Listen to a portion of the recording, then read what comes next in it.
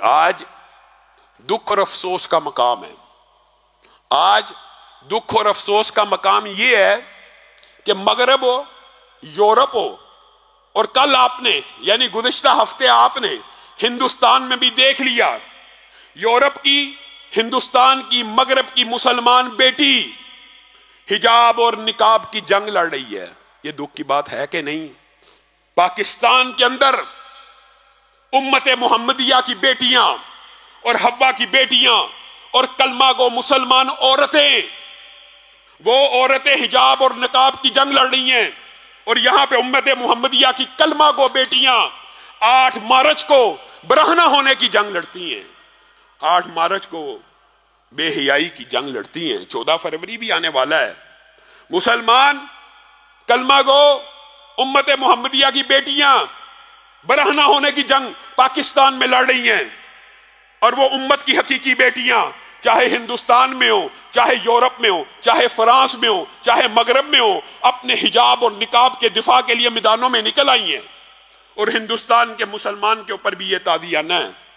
दारुल कुफर के अंदर दारुल इस्लाम के मसले गढ़ने वालों के लिए भी, और अगर मैं ये कहूं कि मदखलियत फिक्र को भी सोचने की जरूरत है, जिसने हिंदुस्तान के मुसलमानों के अंदर इस सोच को प्रमोट किया कि मोदी भी वली अमर शरी है और दारुल कुफर का हाकम भी वली अमर होता है शरी तौर के ऊपर। दारुल कुफर के अंदर मुसलमान के रहने की जो इजाजतें मौजूद हैं, आपने उलमा से वो बाब भूल दिए और आप उन बाबों को फरामोश कर चुके। वहां पे जरूरत तो इस बात की थी कि हिंदुस्तान के कलब से नई मुस्लिम रियासतें मारद वजूद में आए। वहां के मुसलमान उलमा ने यह फलसफा इख्तियार कर लिया कि यह भी वली अमर शरीयत, इसकी भी इताअत होनी चाहिए। तो फिर इनकलाब कैसे बपा होगा? फिर इन बेटियों को ही सड़कों पे निकलना पड़ा। और उस बेटी मुस्कान ने सहाबियात की याद को ताज़ा कर दिया। और मर्दों के लिए अगर कहा जाए चूड़ियों का तोहफा भी पेश कर दिया तो बेजानी होगा।